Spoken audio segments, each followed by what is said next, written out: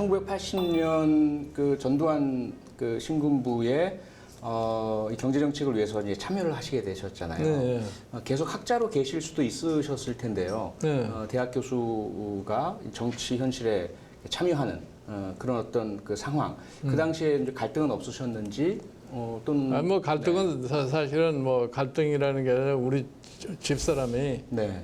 왜 정치를 하려고 그러느냐 하는 것에 대한 조금 의문을 제기를 하기 때문에 예. 조금 좀 망설이기도 했지만 네. 내가 우리 집사람한테 설명을 했어요. 왜 내가 정치 쪽으로 참여를 해보고 싶어 하느냐는 게. 그 사람이 자기 이상을 가지고 있으면은 네. 그걸 실현을 하려면 정치를 안 하면은 실현을 시킬 수가 없어요.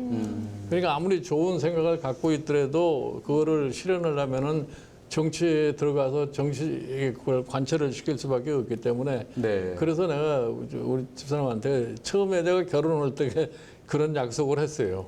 내가 아마 교수만으로는 인생을 끝을 안 맺을 거다 말이야. 그러니까 그거는 그때 가서 그런 일을 할지도 모르니까 네. 그건 좀 양해를 해달라고 미리 내 얘기를 해놨지.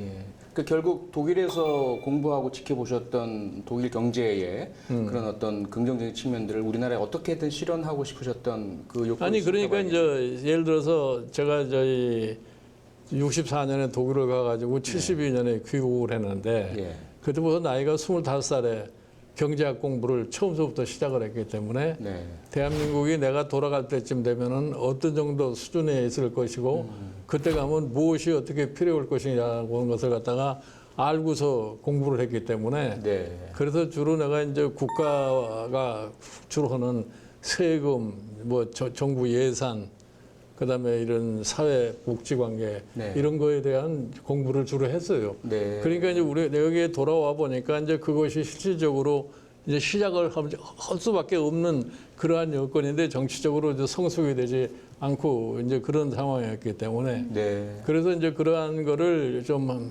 해보려고 하면은 정치를 할 수밖에 없게 됐는데 하여튼 그때 우연히 기회가 나에게 온 거예요. 그러니까 사실 제가 우리나라의 경제 발전 과정을 쭉 지켜보면서 우리나라가 이제 개발도상국에서 시작을 해가지고 경제를 빨리 성장을 시키다 보니까 자원 배분이 일방적으로 돼가지고서 재벌이라는 것이 탄생하고 재벌이 탄생하니까 그 사람들의 정치, 사회, 경제 영향력이 점점 커지고 그러니까 그런 사람들이 영향력이 너무 커지다 보니까 결국은 정치 세력이 오히려 위축되는 그런 모습을 보이고 이래서 사실은 지난 87년 헌법 개정 때 경제민주화라고 하는 것을 갖다가 내가 헌법에 꼭 넣어야 되겠다고 생각하고 관철을 시킨 거예요. 그래서 저도 사실은 이 경제민주화를 하려고 하니까 뭐 정경련이 뭐 적지 않이 좀 반발을 하고 로비도 하고 최종적으로 우리 전두환 대통령께서도 왜 그거 넣으려고 그러느냐 이렇게 말씀하시고 그래도 예. 그래도 내가 이제 과거에 오늘날 내가 미국의 이 코로나 바이러스 처리하는 과정에서 문제가 되는 게 뭐냐. 사실 미국도 1935년에 프랭클린 루스벨트가 사회의료보험제도를 법을 다 만들었어요. 네.